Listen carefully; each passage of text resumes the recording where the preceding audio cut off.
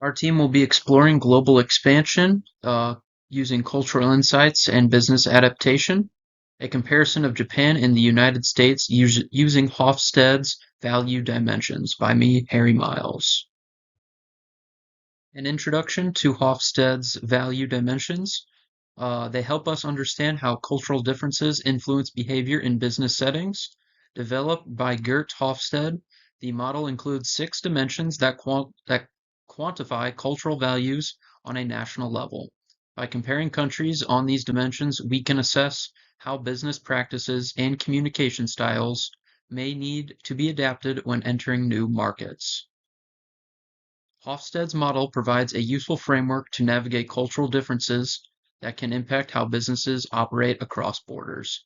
Today, we will focus on comparing Japan and the United States across four of these dimensions to see how cultural variations can influence business practices and decision making. Japan, key facts and overview. The geography, Japan is an island nation in East Asia, and they offer a highly developed economy with significant potential for business expansion, particularly in technology and manufacturing.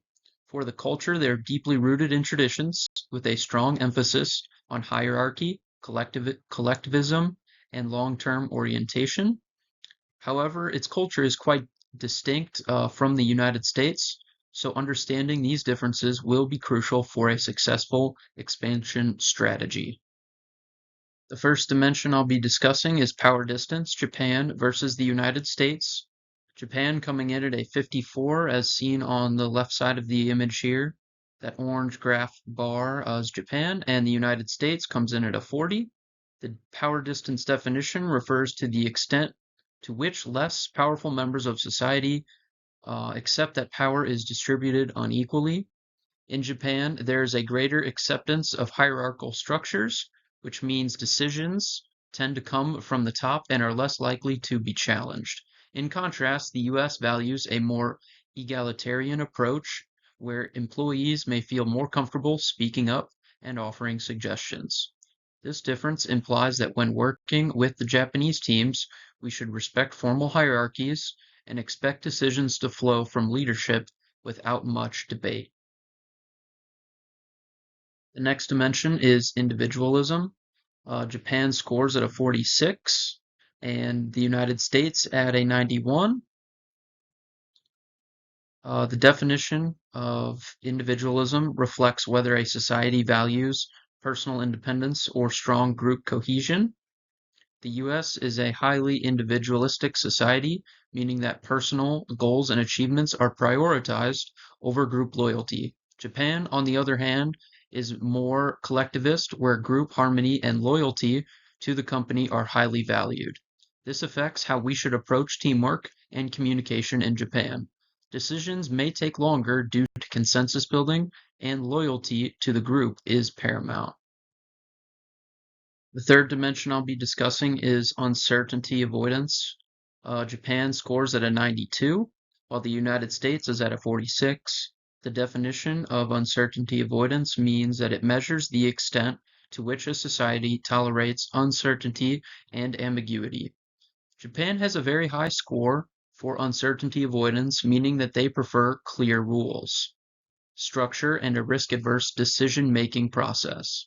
This contrasts with the US, where there is greater acceptance of ambiguity and flexibility in the workplace. In Japan, we may need to provide detailed plans and expect more formalized procedures, whereas in the US, the team may be more willing to adapt to change or uncertain situations.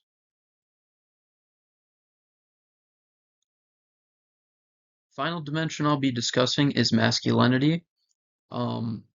Japan is a very high 95, and the United States at a 62. On the graph here on the right, it is shown under motivation towards achievement and success, but the dimension is called masculinity. The definition refers to a society's preference for achievement, heroism, assertiveness, and material rewards for success. Both Japan and the US score high on masculinity, but Japan's score is partially elevated. This suggests that in Japan, competition, achievement, and success are even more emphasized, particularly in business. This may translate into a more competitive work environment in Japan, where employees are more motivated by tangible rewards, promotions, and success metrics.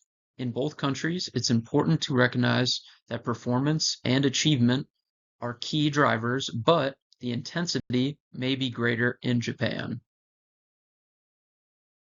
For the impact on our business operations, leadership being one, decision making two, and communication three. These cultural differences mean that when conducting business in Japan, a team will need to adjust its approach to leadership, decision making, and communication.